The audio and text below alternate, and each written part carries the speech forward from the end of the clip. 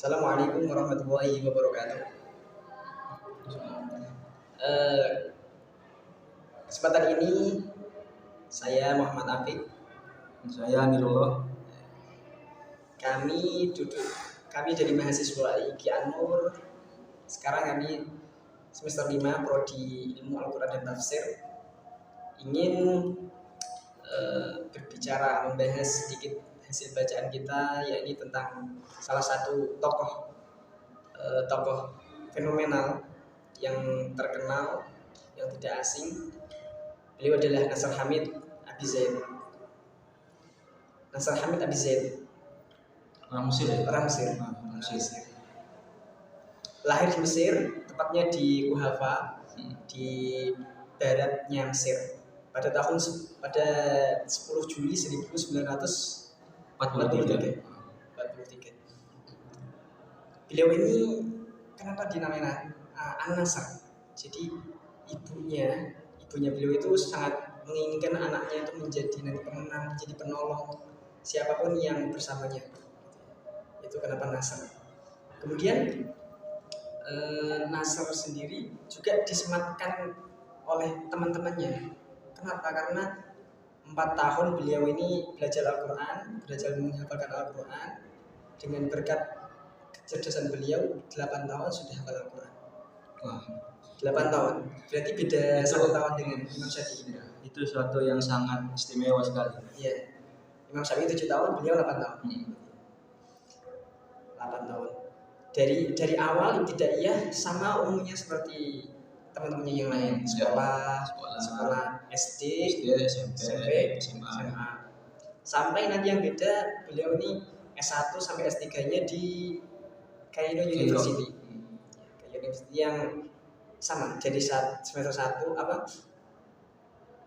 S1 sampai S3 itu jurusan sastra Arab. Sastra Arab.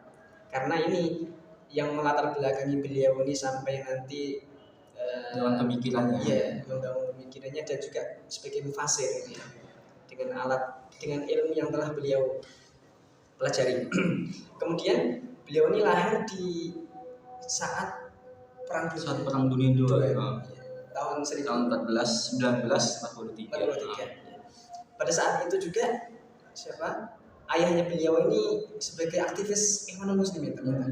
Aktivis. Ya, aktivis itu berarti ya yang Orang yang sangat peduli, sangat berperan di situ. Ya, berperan di situ, aktivis Ikhwanul Muslimin. Nah, pada saat itu juga Ikhwanul Muslimin sangat kuat di daerah Mesir sana. Ikhwanul Muslimin yang pada saat itu dipelopori oleh Said Qutb. 1952. Kenapa beliau ini nanti pemikirannya juga agak beda dengan lain. Ke Sayyid Kutuban. Karena dalam sejarahnya beliau ini sangat suka pada saat beliau ini membaca karyanya Sayyid Qutb yang berjudul Al-Islam Ad-Dalalah Al-Jam'iyah atau Islam dan Keadilan Sosial. Dari situ beliau sangat suka dan menggemari Sayyid Qutb. Terus kemudian nanti beliau juga kabarnya divonis murtad. Nah ya, divonis murtad karena beliau itu beda pemahaman, lalu dia itu secara lantang menyuarakan pemahamannya itu berbeda pemahaman dengan orang-orang yang di Mesir sana. Karena di Mesir sana udah dia itu orangnya menentang, udah itu dia orangnya sangat berani untuk mengekspresikan pemahamannya. Ditambah lagi Mesir itu negara yang gak ramah buat orang-orang yang beda pemahaman.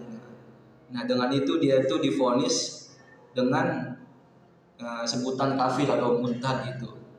Nah karena itu beliau itu harus pisah atau cerai dengan istrinya. Harus pisah dengan istrinya.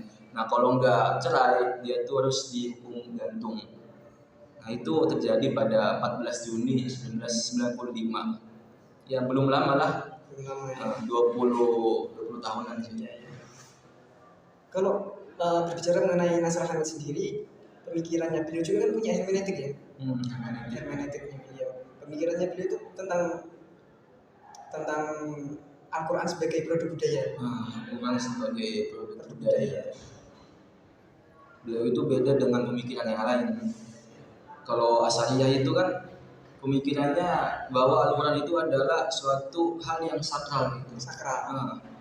Tapi si Nasir Hamid ini beda. Dia tuh menganggap bahwa Al-Quran itu sebagai produk budaya. Karena ya beliau karena dipengaruhi oleh pemahaman yang Mu'tazilah gitu. Jadi kalau Al-Quran ini produk budaya, berarti kata lainnya gimana? Kata lainnya bahwa ya nggak sakral. Tidak sakral. Tidak sakral. Tidak sakral. Al-Quran adalah makhluk. Makhluk berarti ya Al-Quran adalah makhluk. Ya beliau menganggap bahwa Al-Quran itu adalah makhluk. Ya dengan itu juga bahwa dengan Al-Quran itu makhluk ada 3 hal yang dampaknya gitu ya. Yang pertama adalah bahwa Al-Quran itu kan mempunyai teks ya. Nah teks itu yang mana linguistik, jadi nggak bisa dipisahkan dengan sejarah dan budaya gitu, masih nyambung. Nah yang kedua, teks Al-Quran itu berarti masih bisa dipelajari atau diteliti dengan linguistik atau dengan sastra gitu.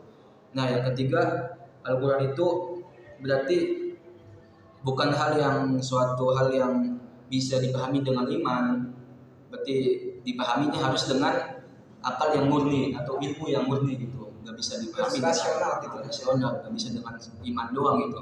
Karena iman kan ya udah iman aja gitu, nggak rasional itu bukan termasuk yang keimanan gitu, kan keyakinan tuh beda gitu dengan hal yang rasional. Walaupun kita yakin itu suatu hal yang benar, kalau rasional kita beda berarti ya beda gitu.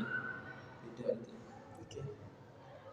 Jadi pandangan untuk Nasr Hamid Abu Zaid sendiri terhadap dunia tafsir, dunia penafsiran sangat berpengaruh sekali ya. Karena beliau ini adalah salah satu tokoh penafsir di era kontemporer modern ini. Tetapi sebagai pelajar kita tentunya harus kritis, harus banyak baca, banyak melihat dari banyak sisi ya. Karena agar tidak condong ke salah satu pihak saja. Kita harus kritis. Ya kita juga sebagai pelajar atau mahasiswa harus terbuka dengan pendapat-pendapat orang lain. Ya karena beliau juga itu bukan hasil pemikiran sendiri. Iya, tentunya apa yang telah beliau lingkungan terus bacaan beliau itu sangat berpengaruh. Guru-guru beliau juga berpikiran. Iman itu bisa ditanam dengan sendirinya pada beliau. Gak bisa sendirinya beliau itu langsung mengatakan bahwa Al-Quran itu adalah makhluk, nggak bisa, pasti ada yang mempengaruhinya. Oke. Mungkin itu cukup sekilas gambaran tentang Nasr Hamid Abu Zaid. Kurang lebihnya dari kami banyak kurangnya, hanya sekilas saja kita mengilaskan atau mengulik sedikit tentang Nasr Hamid. Dari kami sekian. Assalamualaikum warahmatullahi wabarakatuh.